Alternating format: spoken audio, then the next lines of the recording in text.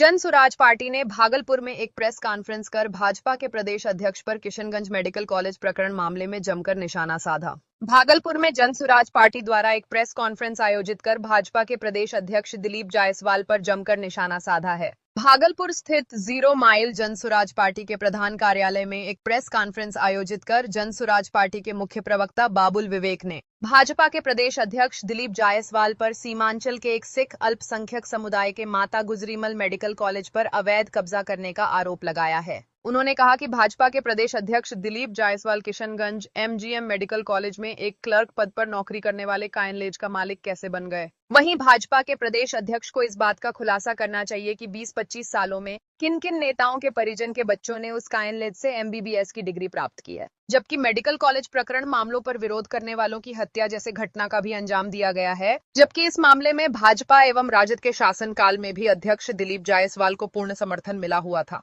जो देश के राष्ट्रीय पार्टी बताने वाले भाजपा पार्टी के भाजपा प्रदेश अध्यक्ष दिलीप जायसवाल आज 20-25 सालों से बलपूर्वक और सरकार की हनक दिखाते हुए अवैध कब्जा किए हुए हैं। इनकी अवैध कब्जा की संलिप्तता को उच्च स्तरीय जांच कर जन सुराज पार्टी कार्रवाई की मांग करती है। सुनिए रिपोर्ट। जैसा कि हम सभी जानते हैं कि भारतीय जनता पार्टी के प्रदेश अध्यक्ष दिलीप जायसवाल के ऊपर हाल के दिनों में प्रशांत जी ने पूरे साक्ष्यों के साथ प्रेस कॉन्फ्रेंस करके जो उनके ऊपर आरोप थे उनका प्रमाण जो है पूरे बिहार के समक्ष रखा कि किस प्रकार भारतीय जनता पार्टी के प्रदेश अध्यक्ष दिलीप जायसवाल ने अवैध तरीके से किशनगंज के माता गुजरी मेडिकल कॉलेज MGM कॉलेज पर अवैध कब्जा जमा के रखा हुआ है। सवाल यह है कि वो उस कॉलेज की स्थापना सरदार गोलेश्वर सिंह के द्वारा की गई थी। उसके 2 पुत्र थे, सरदार करतार सिंह और गुरदयाल सिंह। सरदार करतार सिंह आजीवन ट्रस्टी उस मेडिकल कॉलेज के थे। दिलीप जायसवाल जो उस कॉलेज में क्लर्क हुआ करते थे, उन्होंने सरदार मोलेश्वर सिंह के पुत्र करतार सिंह के माध्यम से सबसे पहले तो गुरदयाल सिंह को उससे बाहर कर दिया, मेडिकल कॉलेज के ट्रस्टी से हटा दिया। बाद में गुरदयाल सिंह के ऊपर भी दबाव बनाकर उनके ऊपर झूठा मुकदमा करके उनको जेल भिजवा दिया गया और इस प्रकार से उनको प्रताड़ित किया गया कि उनको परिवार समेत बिहार छोड़कर भागने के लिए मजबूर होना पड़ा।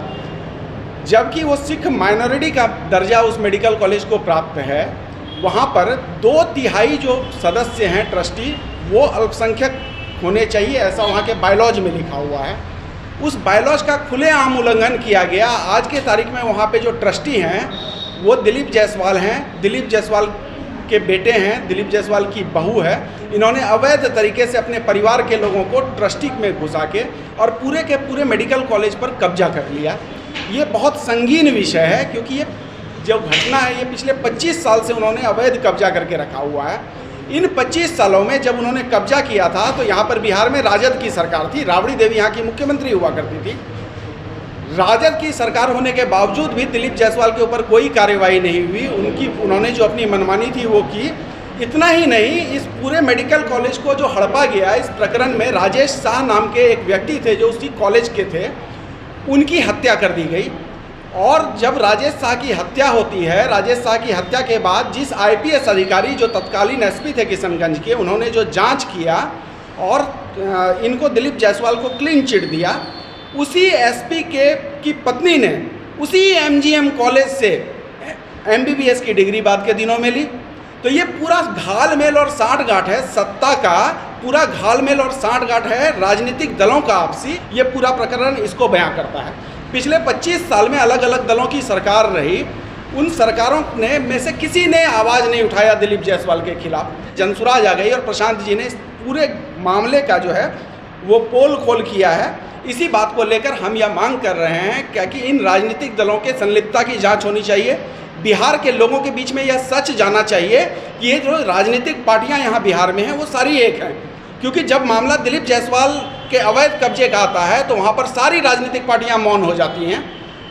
यह एक बड़ा संगीन मामला है कि किस प्रकार से सिख जो माइनॉरिटी कॉलेज है उसके ऊपर कब्जा कर लिए के रखा गया है पिछले 25 साल से, और वो भी एक ऐसी पार्टी जो राष्ट्रीय पार्टी अपने आप को कहती है, राष्ट्रवादी पार्टी अपने आप को कहती है, उसके प्रदेश अध्यक्ष के द्वारा सिर्फ अब बल प्रयोग करके जबरन कब्जा कर लिया गया है। क्या ये जंगल राज नहीं है? कैसे नीतीश बाबू कहते हैं कि ये सुशासन की सरकार है, और राबड़ी देवी की सरकार में इस कांड तरह का कारनामा किया गया इनके द्वारा। और आज एनडीए की सरकार है, ये कहते हैं सुशासन की सरकार है, न तो जंगल राज यानी कि यूपीए की सरकार में, राजद की सरकार में इसका कोई मामला उठाया गया, न ही आज इसका कोई मामला इस सरकार में उठाया जा रहा है। जनसुराज इसी मामले को लेकर आज इस महत्वपूर्ण प्रेस वार्ता का आयोजन कर रही है कि दिलीप जायसवाल के ऊपर जांच होनी चाहिए और जो उनके सरदार मौलेश्वर सिंह के पुत्र और पुत्री जो अभी बचे हुए हैं उनको उनका अधिकार मिलना चाहिए।